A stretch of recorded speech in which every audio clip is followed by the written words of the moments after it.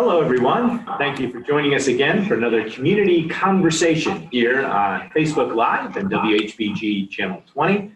I'm Mayor Eric Pappenfuss, and we've got a terrific lineup of guests today to talk about a broad range of subjects.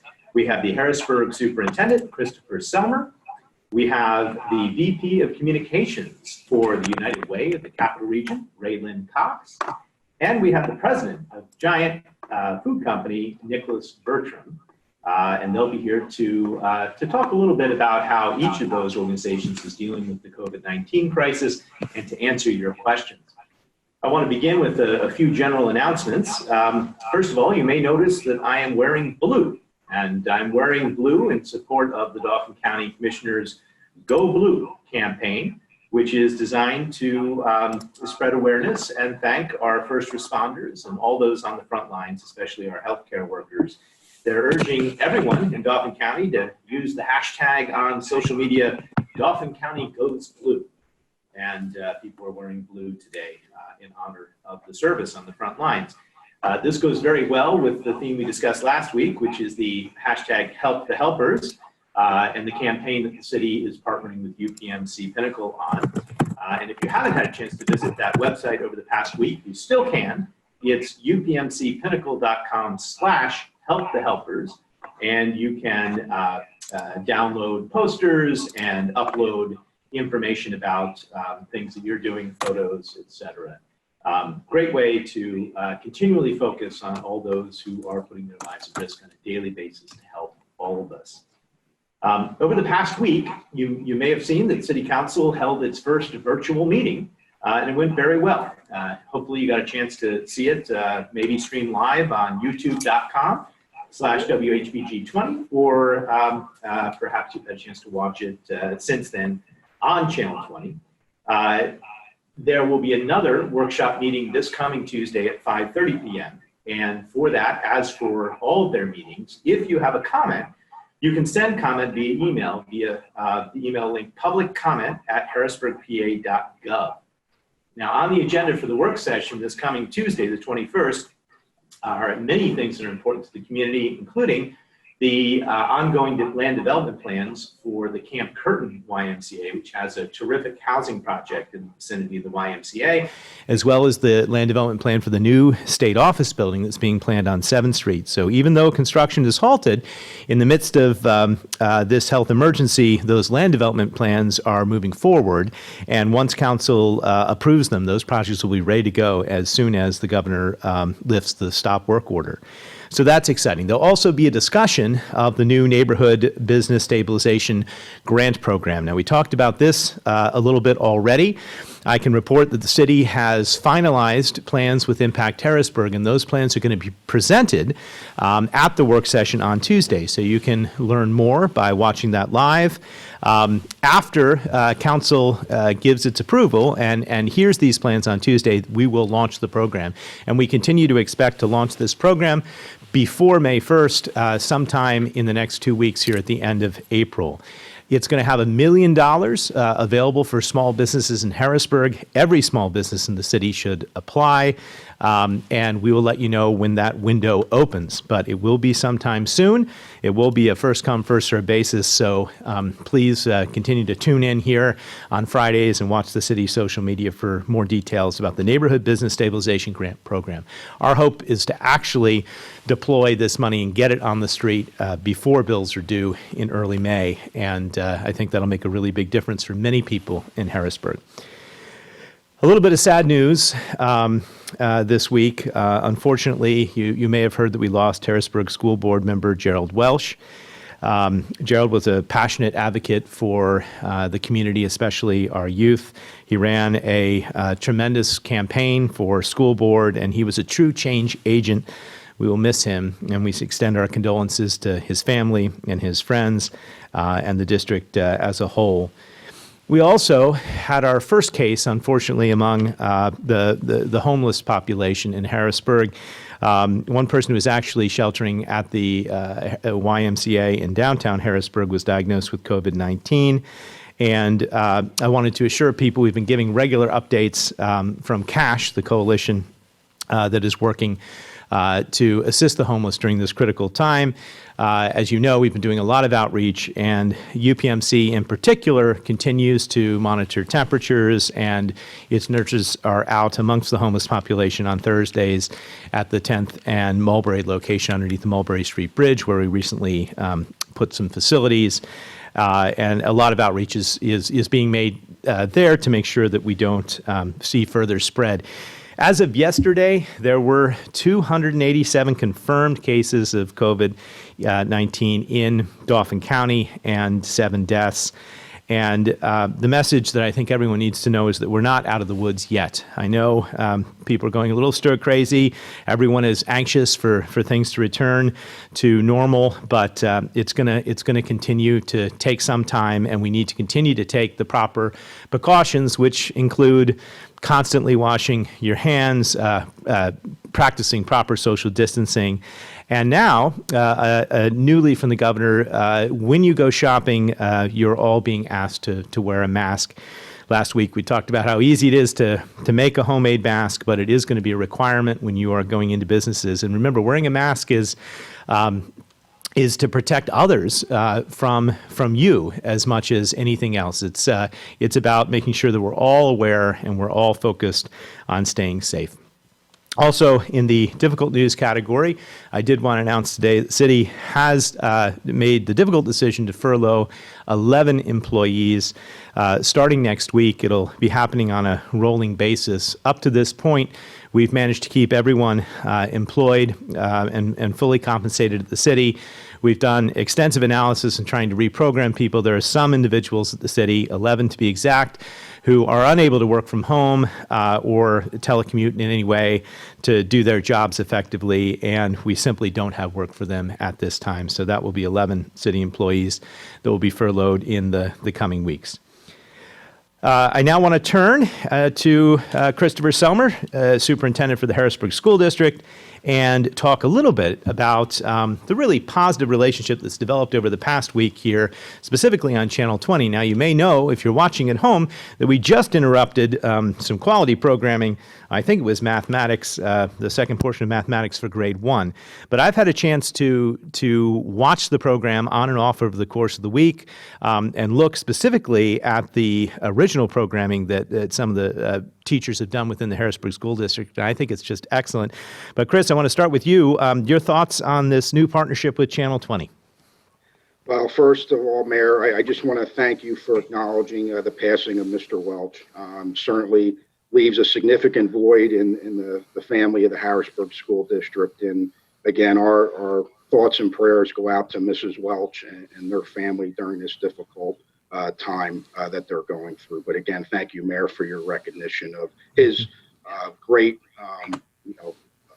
service to the community as a board member and as an advocate for children within the Harrisburg School District. As far as Channel 20, what a great first week we've had, Mayor, with the broadcasting of our educational planned enrichment programming for the students of the Harrisburg School District. I concur, our teachers did a phenomenal job putting together lessons, some of them for the first time, actually recording lessons through Zoom technology to deliver the instruction to our students within the Harrisburg School District. Certainly, the curriculum is focused K to 5 when you look at the programming on ELA and mathematics, but we couldn't be more pleased, Mayor, with the partnership, with the work of Momin and Sean and your team to really deliver a continuity of education to the students in the Harrisburg School District, specifically to those that may not have internet connectivity and other devices currently within the home to be able to connect to our web resources that we have within the school district. So again, couldn't be more pleased with the first week and just looking forward to the continued programming that we'll be able to offer through the rest of the school year because of the partnership we have with you, Mayor, and the city. So again, thank you so much. Absolutely. And again, it's quite well scheduled. If you're watching at home, you can get that schedule on our Facebook page or on the school district's Facebook page. But basically, there's slots for grades K through 5 in the mornings for English, reading, writing, language arts classes. And then in the afternoons, it's actually grades 1 through 8 in mathematics. So if you're a first grader or a second grader or a third grader or a fourth grader or a fifth grader watching from home, you've got a morning segment and you've got an afternoon segment, and hopefully everyone is watching and participating, because I think it's a great way to learn from home. And I was very, very impressed with the teachers and all that they were doing to make learning so accessible. Chris, I understand that there is also a new partnership with WITF for a new bilingual book giveaway that's coming up. Can you tell us a little bit about that? Sure, Mayor. On Tuesday, we're pleased to announce again our continued and blossoming partnership with WITF, where on Tuesday, as part of our food distribution program from 11 to 12:30, we'll be distributing Clifford books, bilingual Clifford books, to any of our students picking up meals at our 6 locations. So again, as we talk about academic enrichment, as we talk about continuing the learning process at home, just another outreach through partnership that we're providing to serve the Harrisburg community. So again, very excited. And the WITF partnership, similar to the Channel 20 city partnership, again, the programming that's online, and as you mentioned, Mayor, the schedule that we have with Harrisburg Channel 20, when our students in first grade are not watching that program, we encourage them to switch to WITF to watch the aligned programming we have through that partnership with WITF. So essentially, between the two forums, there's a full day of learning available for our students in the Harrisburg School District. So again, just want to encourage that piece of the WITF continued partnership as well. Great. Thank you. Thank you for that. And so you don't really need to do anything to get your Clifford book other than to come to the lunch distribution, which again is now happening only one day a week on Tuesdays at those schools that we've continually highlighted. I hope people will have an opportunity to get that book. Chris, is there also a journal distribution that's going to be going on this week? Yeah, so one of the initiatives the team has been working on since the end of March is a reflection journal initiative. So what will happen is we're actually mailing journals to all our students' homes, K through 12. Those will start to be distributed next week. And part of the reflection journal is for them to reflect on their learning, whether it's through the partnership with Channel 20 and WITF, or whether it's through our device distribution and our connectivity with our teachers through devices for grades 9 through 12. But we're really hoping that they're not only learning, but they're reflecting on that learning. And as they process those journals, our teachers will be interacting with our students to get their thoughts on their learning. And then we're hoping, as we return to a sense of normalcy, hopefully the beginning of next school year, we're looking to hopefully have an incentive for the students to return those journals, so we can also just do a fuller reflection in a normal school setting as we gear up for the 2020-21 school year. So again, very excited about that initiative. And our approach, Mayor, has been a multifaceted approach to reach all our students within the Harrisburg School District. And I believe that the journal initiative is just another way that we're attempting to do everything we can during this very difficult time. Great. So families can look for those journals in the mail, and that's an exciting thing to look forward to for the coming week. And then last week we talked a little bit about the Chromebook distribution that was going on for grades 9 through 12, and we had some questions about that. Can you give us an update? Sure. We had a very successful device distribution for grades 9 through 12. The final numbers ended up being over 71% of our students did pick up devices, and we're actually doing a final distribution for any students that may have missed the messaging or realized that they need a device on Monday at John Harris at the field house from 1 to 3:30. we're going to do a last push device distribution for grades 9 through 12. We're also working on plans, which we will hopefully be able to unveil the middle of next week, regarding another device distribution for a different grade level within the Harrisburg School District.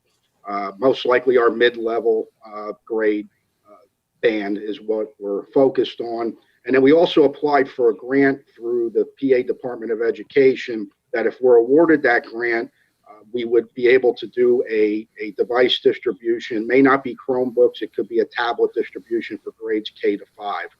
So again, we're actively working on trying to get technology into our students' hands, into their homes. The K to 5 distribution, we're also looking for partnerships to offset some of the cost if we do receive the grant, which we're hopefully keeping our fingers crossed that we will. There'll still be some additional costs that we're working to try to bring some partners into the fold to help offset that cost so we can work on an order and distribution. Unfortunately, with that part of it, there's going to be ordering that needs to happen. There's going to be lead time, but we're really looking at not just now, but this has really forced the issue of trying to close the technology gap for our students in the Harrisburg School District. And so we're looking at the now, but we're also looking at the integration of technology and what does that look like next year in our schools. And again, if this crisis continues, even school to start next school year could look different. Even if we are back into schools, there could be other processes we need to put in place as far as a school day, number of students in a building.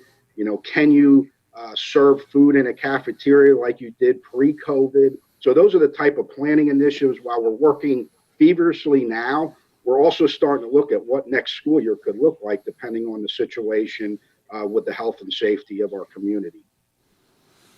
Yes, thank you for that. I know we're all sort of trying to predict the future and plan for the future, and it's very, very difficult as everything is unfolding and with so many unknowns. Do you have any final thoughts that you'd like to convey to the public? No, I want to announce, Mayor, we are having another virtual board meeting on Monday night. We had our first virtual board meeting on March 30th. That went very well.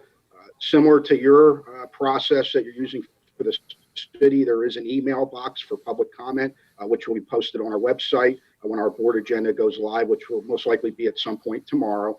But I just wanted to make that announcement for the public. 6 o'clock on Monday will be our regular business board meeting. And so again, if hopefully people can connect to that. If not, we are recording it and it will be posted on our website following the live meeting. Okay, thank you, Mr. Superintendent. That is terrific information. So Monday night, Harrisburg School Board meeting, Tuesday night, Harrisburg City Council, and both bodies can be reached via email for public comment. So thank you very much for joining us. And I want to turn now to Ray Lynn Cox, the Vice President of Communications for United Way of the Capital Region. And first, just by way of saying things, we know how much United Way does on a regular basis. Maybe you can just talk a little bit. How are you adapting and connecting to people during this health emergency? Sure. Thank you, Mayor, very much for having us here today. We have been in existence for 100 years, and I think in good times and in challenging times, we know how to come together quickly and nimbly so we can respond to community needs. Our biggest priority, our greatest focus right now is helping people. It's an unprecedented time, and in many cases, people may not know where to go. We're connecting people to resources. One of the greatest resources we can share is 211. It's a very simple thing to remember. It's a non-emergency number that anyone can call at any time of the day and explain their situation to be connected to a type of service. You can also access that service online. In addition, we've kind of revamped our website, so we have a page dedicated to resources. It can be everything from, wondering if you can qualify for a child care, if you are an essential worker needing to go to maybe a hospital or a nursing home, if you're in need of any other type of service. So our primary goal is to take care of each other. Yeah, we talked a little bit about 211 last week, and I'm hoping People are taking advantage of it. It's an incredible resource, and it's a great way for people to connect.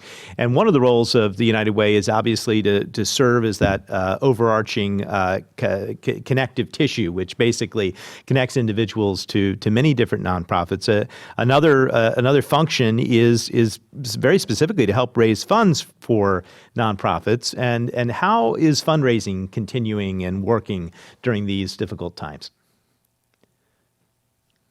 It'll come really as no surprise that we live in an extraordinarily generous community. Very soon after we were experiencing the impact of the COVID-19 crisis, our United Way launched a fund, and it was to support basic needs services in Cumberland, Dauphin, and Perry counties.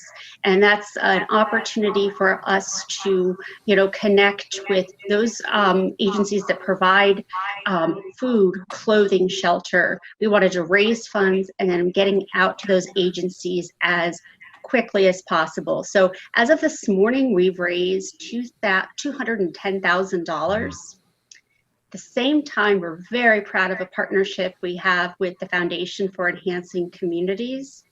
And this is a broader fund to reach maybe a larger footprint within central Pennsylvania, also really focusing on helping nonprofits.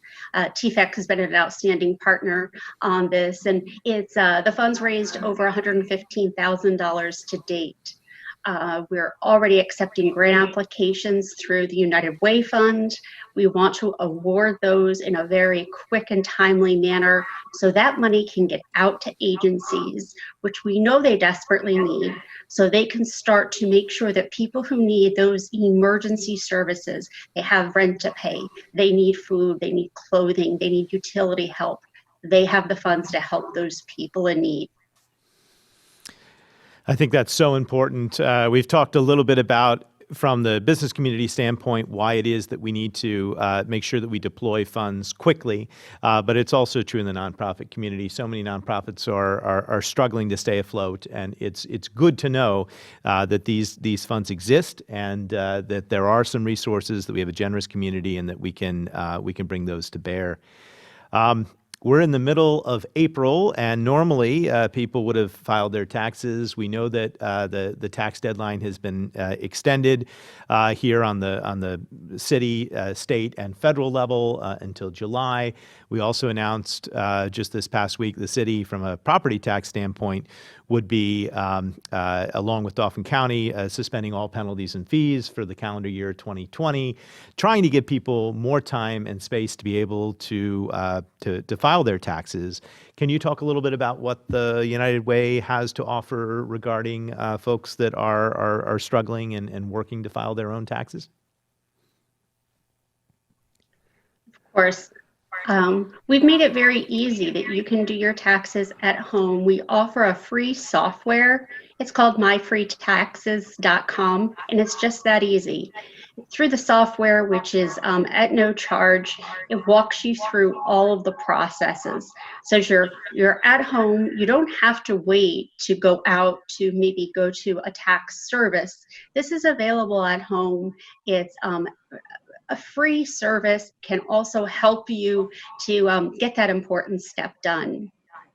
Again, you can visit our website. It's uwcr.org. We also have additional links and support around tax services, but we urge people to take advantage of it. It's a free service. It's a very simple service. It's trusted service, and it's there. So please utilize it right now during this tax time. Okay, thanks for that. Well, as you know, we're currently in the sort of emergency phase of this unfolding health crisis, but we hope at some point to be changing to the recovery phase. And as people get back to work, and as the stay-home order is lifted in the future, how do you envision United Way helping residents transition from this emergency to recovery phase? Yeah, I could see us, we're right there on the front line. I think now more than ever, our community needs United Way, and we're ready.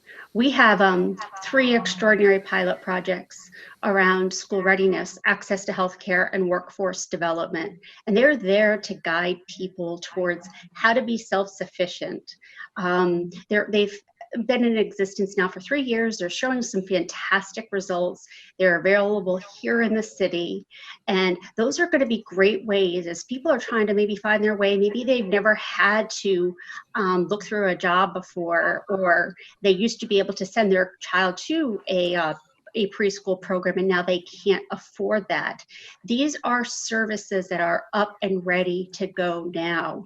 And we want to be there to help lessen the burden and lessen the stress that our friends and family are going to be feeling. We feel that through this work, we can help people kind of find their footing again. So these are ready, proven programs. And if you're interested in them, if you want to maybe know a little bit more about them, feel free to reach out. You can send us an email. It's our community impact department. So that's COM for community impact at uwcr.org. Probably something to maybe dovetail on the extraordinary work that's being done by Chris in the Harrisburg School District is we do have a pre-K program, and it's to help those children ages 3 to 5 be prepared to start kindergarten. We know how valuable those years are, getting ready to go to kindergarten. It isn't like when I went. Today's kindergarten, was yesterday's first grade. So you can even utilize Facebook, go on to search Ready for School, Ready to Succeed, and be connected with a local liaison. They're doing a daily curriculum to help preschoolers stay actively engaged academically. So as we then move into future school years, they're going to be ready to be students within the Harrisburg School District and be ready to be successful students. Thank you. That's so important. I know that we have a situation here where people are they're at home and they're really anxious for opportunities to volunteer and connect and to help during this time of crisis. And we're constantly getting questions, how can I help? How can I volunteer? What can I do? And so are there opportunities specifically volunteering to help the United Way during these difficult times? Yes, they are. We have a list available at our site at uwcr.org. And any opportunity that you'll find listed there is all compliant with CDC guidelines. We want to ensure that our volunteers stay safe. It's a very fluid list, and we're acting according to the need changes week by week. So that list continually changes, but you can stop by, take a look at it. There are even opportunities that you can volunteer directly from your own home. Which could put a lot of people at ease. I'm humbled by the outpouring of questions and asks for people who really want to help out during these times. It's understandable. We want to be part of helping to find some solutions. So I ask people to visit that site, and if a volunteer opportunity connects to you, there's resources there for how you can get started. Okay, that's great information. I know that that's on a lot of people's minds, and I think they should definitely check that out. It will be a good way to get involved if you're looking to get involved. Raylyn, any further comments or anything, in summary that really folks should know about the United Way? And please let us know. Sure. Thank you, Mayor. And thank you. It's a pleasure to be here with both Nick and Chris. Just that United Way is here for you, whether it's reaching out to 211, reaching out through the community impact, that COM impact at UWCR. We're here to help you through not only this crisis phase, but also as we move forward to the recovery phase. We're strong believers in this community, and I think that when we unite our resources, our compassion, our vision, and our creativity, that we're going to be able to see better days ahead. So we're right here with you, and it's a pleasure to be a part of this community. Well, thank you again for all that you do, and thank you for the United Way of the Capital Region. We appreciate everything. We're going to turn now to another partner here in Harrisburg, the Giant Food Company, and we have Nicholas Bertram, the president, joining us. And Nick, if I may, can you share with us some of the latest measures that your team at Giant are taking to not only keep customers safe, but also keep your own team members and employees safe while shopping? Sure, and thank you, Mr. Mayor, for inviting us to share some of that information. Obviously, this is the first time anyone in the industry has ever experienced anything like this. And while I wish that there was a playbook or a course in undergrad, there really is not. And so as we discovered things were going kind of the wrong way globally, thankfully we were able to assemble a pandemic response team, a cross-functional group of leaders in the Giant Company, to look at what was going on across the world and then contemplate what might be needed to protect our company, to protect our shoppers, everybody that's part of that inside of Pennsylvania as we went forward.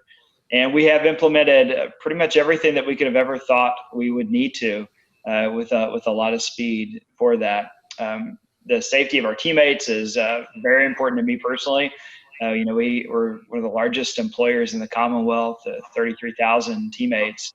And I want to make sure that we do everything we can to equip them and to protect them so that they can serve our customers, especially right now when grocery is one of maybe the only things that's normal in anyone's life right now. But shopping is anything but normal, without a doubt, at the moment. We've had to change the way that people come into and exit the store. We've had to change the way that people are able to shop, the things that they're able to purchase. And it's all done, again, in the interest of protecting everyone. So when you're in a Giant right now, you see plexiglass shields between individuals that are serving you. You see departments that are shut down that you may miss, like the bakery, getting a birthday cake made, or going to the deli or the salad bar, Mediterranean bar. Any of those things aren't available right now. And then there's only one way up an aisle and only one way down an aisle. And so you're really queued up to make sure that you don't have to pass by someone going the other direction inside of the stores. We were able to do a lot of things to make contactless payment and transactions easier. We have a pharmacy app that made it easier to get your scripts picked up. We have a deli order ahead app so that you can do anything that you want to as far as slicing meats and cheeses, which are very popular. And then we also have something called Scan It, which is actually putting the register in your own hand. You can use your mobile device and scan as you go, put it in a reusable bag. And in some of our stores, you can actually walk right out because there's a wallet enablement to it. So we're trying to educate customers on what those are. And then when they do go through the line, they'll notice that there's a lot of sanitation practices right now. Our team is actually wiping down the entire register area after every use. We have, special film over all of the touch devices that are throughout the store, and just increased sanitation, especially overnight. We actually had to reduce our hours so that we could take more time just to replenish the store and to clean the entire store at a deeper level than we even have in the past. Again, all in the interest of keeping everyone safe, whether it's a teammate, a vendor who's coming in, or any of our customers. So it's been crazy times, without a doubt. But I'm really proud of the organization and the team, and everyone's really hustling and doing their very best. That includes Giant Direct. I mean, our orders are very high right now. We're actually regrettably maxed out in all of our e-commerce fulfillment centers. So delivery slots are full, pickup slots are full.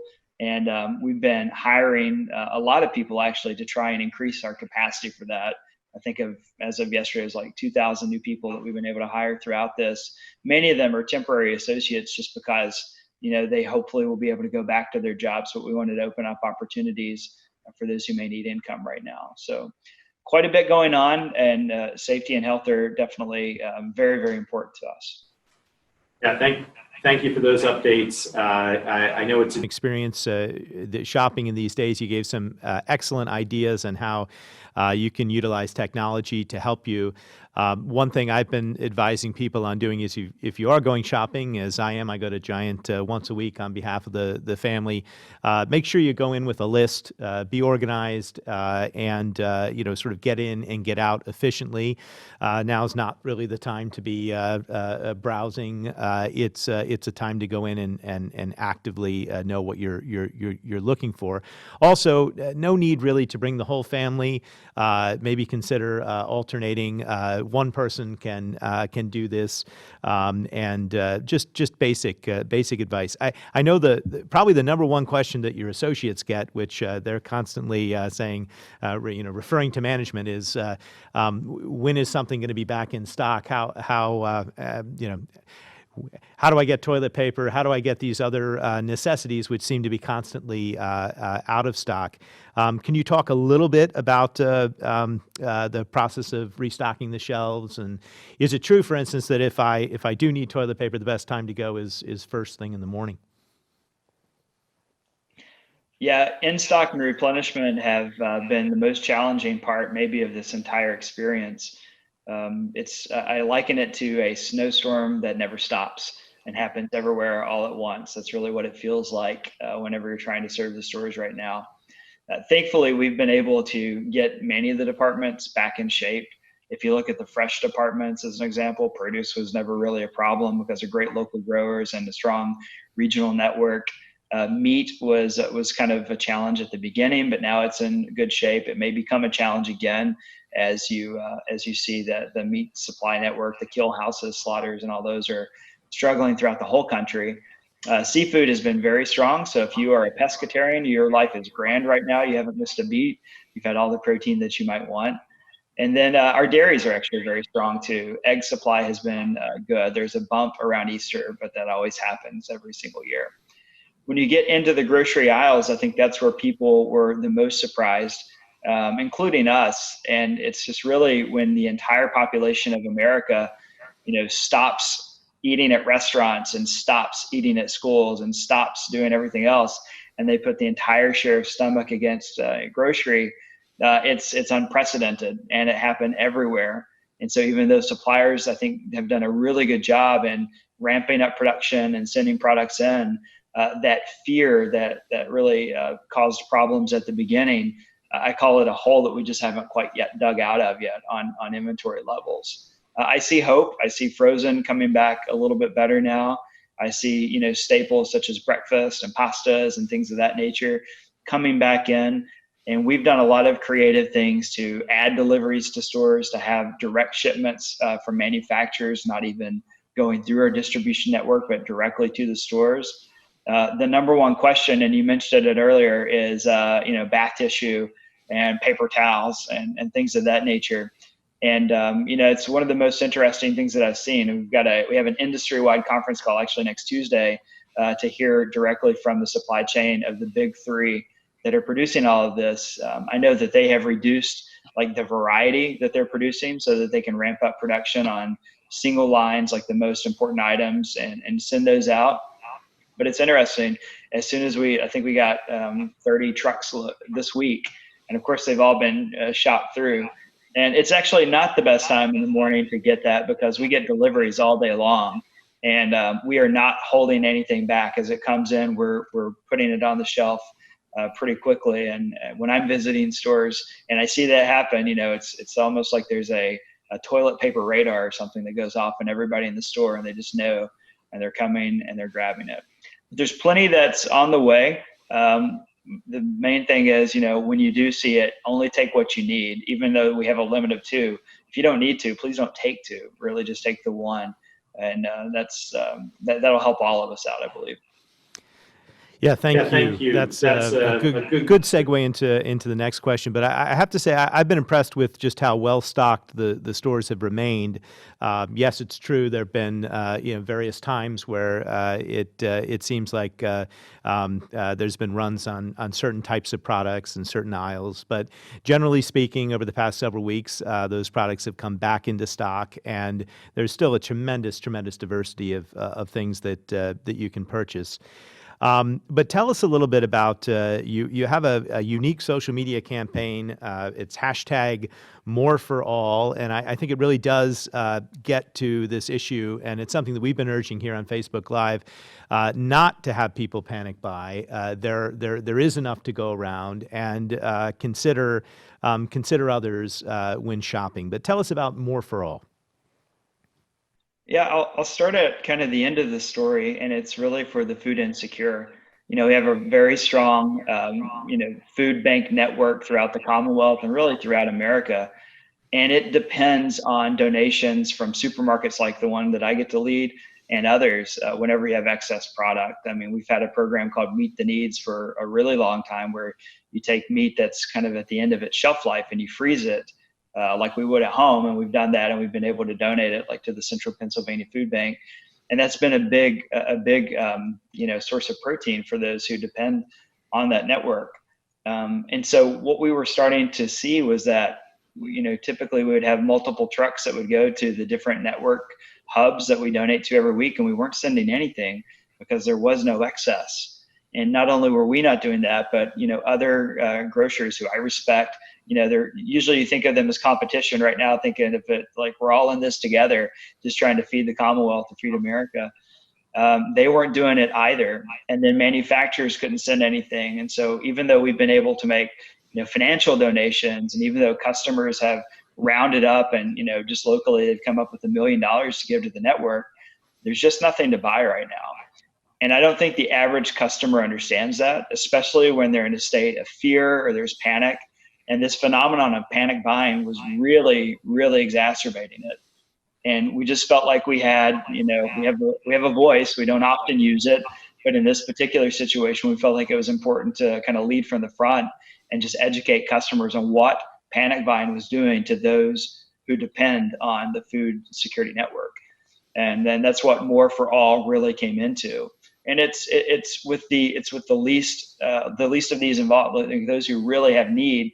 It has them in mind, but it's also just your neighbor who's maybe coming into Giant and shopping.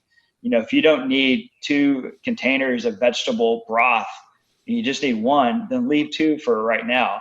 And maybe no retailer's ever said that, but at this particular point of the game, we need to think about more than just ourselves. And we really do need to think about everyone and what can we do to help everyone, not just ourselves. And so we launched a social media campaign.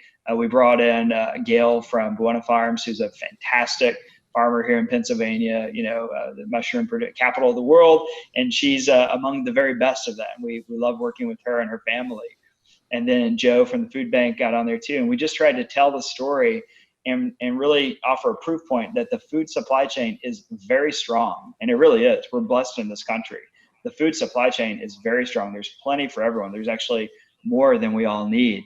And so for right now, we just need to only take that which we need and leave the rest for your neighbor or for donations into the food bank network so that everyone can be there. And it's garnered a lot of attention. And that was the design also. Again, we haven't really used our voice that way before, but it was the right thing to do. And I think that it's made an impact, actually. Thank you for that update. That's terrific. We've been talking a lot about food distribution and fighting hunger here in the city. One partnership that we have between our community policing team and the Harrisburg School District has been, and the Central PA Food Bank has been a sort of distribution which has not been able to keep up with demand. It's basically run out of food every single week, despite really Herculean efforts on the part of many.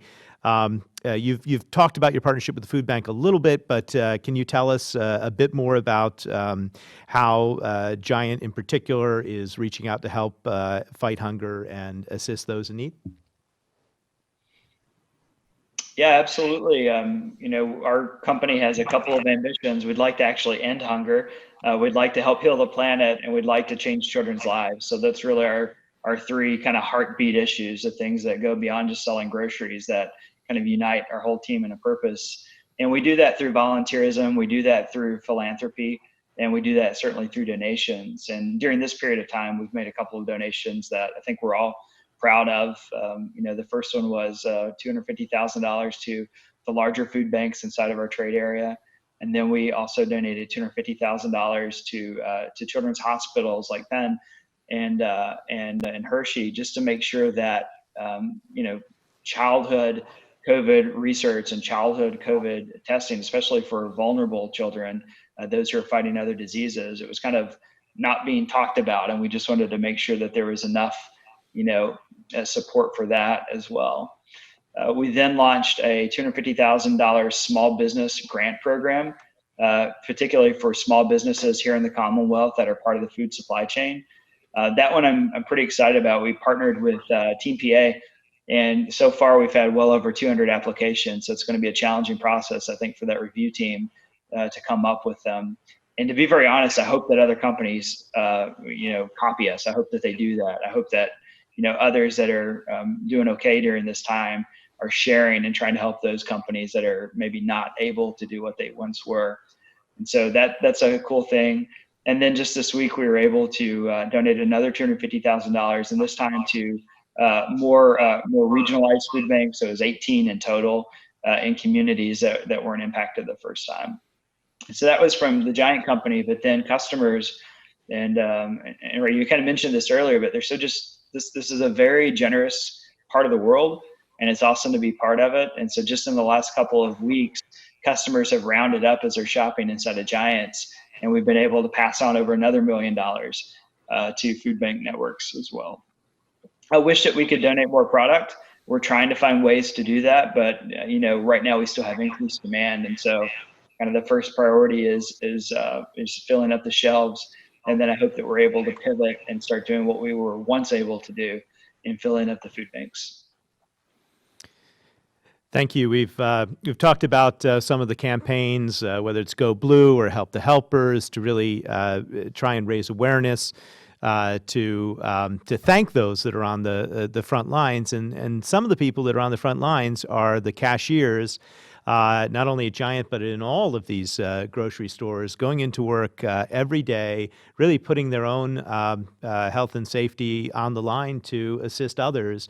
I consider your cashiers and workers to be real frontline heroes. And what can we do to help them during this time? Are there some tips you can give us as shoppers that would be beneficial to supporting your employees? I really appreciate that question. I'm obviously biased, but quite proud of the team, and it is Herculean efforts that they're going through. Just the extra cleaning, the extra everything that people are putting forward. We've done as much as we can to protect them with face masks and shields. We've recognized them with $2 extra an hour in incremental pay called appreciation pay during this crazy time, just to try and help their families out as well. And then care packages for their families with essentials, just really, and that's just the heart of who we are. I mean, we're very close to our teammates, and that's us. But when it comes to dealing with customers and serving customers, we all are trying our very best. And I think kindness goes a really long way.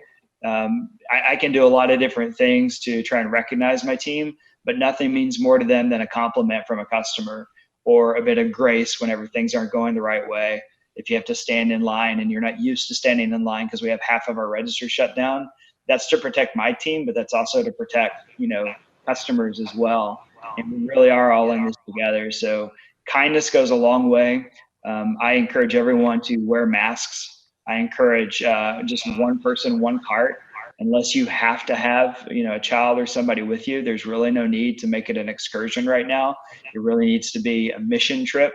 Like, you're going in on mission. It's not exploration. It's actually, here's my list. Like you said, Mr. Mayor, go in, get that, and move on. and do it with less frequency. It's weird to say this, but now's not really a time to visit the store several times a week, even if that's your custom. It's not safe for you. It's not safe for us. We need to all do our part to bend the curve right now and make sure that this disease just gets, contained and doesn't continue to. But the main thing I would just say is just express your gratitude verbally. And, you can see a smile under a mask, by the way. You see the cringe in your eyes. And so you can still smile even when you have a mask on. And that'll mean a lot to our team. Thank you, Nick. Yes, let's all be sure to thank those that are working in the midst of this crisis whenever we have that opportunity. When you're at checkout, let people know how much you appreciate the fact that they're working and working so hard to help everyone. I think you've covered a lot of ground here. Is there any final thoughts you'd like to share before we maybe turn and see if we have some viewer questions? Simply gratitude. I mean, it's an honor to serve this community, and it's awesome to get to watch, heroes like that are on this call and that I see all the time doing different things. So we're grateful to be part of the community. Wonderful. Well, thanks. I'm going to turn things over to Momin. And Momin, do you have some comments that have come in through Facebook or other sources? Yes, thank you, Mayor. We have a question here. Since masks are so scarce, how can people get them, especially people who are on disability or the homeless? Well, I'll let each of our guests address that. Nick, I think with regard to Giant, I am assuming that you provide masks to all of your employees. Do you also will you also be providing masks to customers? Since we're encouraging customers to bring their own masks, will there be an opportunity for people when they go shopping to get a mask? I wish that we could, but unfortunately, there's a very limited supply. The ones that we have are just enough to get us through this for our teammates. And so we don't have them to give away and we don't have them to sell. I'm not aware actually of anyone doing that. So I think, Governor Wolf's, the First Lady actually showed how to make those. And I think you can be creative right now and create a barrier. Yeah, and Raylyn, do you have any access to masks at the United Way, or if people are calling 211 and they're asking, what advice are you giving? Unfortunately, we don't have any access to masks, but similar to what Nick was saying, there certainly are some very creative ways that people are out there making their own, sharing them and donating them. 211 may have some additional resources or some connections, but unfortunately, I wish, but unfortunately at this time, we do not have any additional access to masks. Right. And I can say that from a city standpoint, our public works team has masks, our police have masks, our fire has masks. But the best thing to do is to take advantage of the easy opportunity to make masks at home. I know in our family, we made masks out of old T-shirts. You can certainly use a scarf or a tea towel. I brought my mask last week. I didn't bring it into the studio this week, but I will be wearing it when I'm out and about in the community. Again, just try and remember that masks are as much for others as they are for you. We're all in this together, and we all need to do our part to slow the spread of this virus. And Momin informs me that lots of comments, but no other questions on Facebook. So we will encourage people to continue leaving questions over the course of the week, and if we have anything else, we'll try and answer them online. Also, I wanted to reach out to the public again this week and say if you have people that you'd like to hear from in the community, thoughts about folks that you'd like to have as guests on these community conversations, please leave some comments for us. Or if you're watching on Channel 20, you can call our 311 system, not to be confused with 211, but 311 at the city, and ask your questions or leave some input there. I've got some thoughts in the coming weeks, but we're always eager to incorporate your comments and your feedback. So with that, I want to thank all of our guests. I thought we had a terrific conversation today. I hope watching at home you all found it informative and helpful. And we will be back again next week at noon for Community Conversations. In the meantime, I hope everyone will stay home and stay safe and enjoy this time with your families.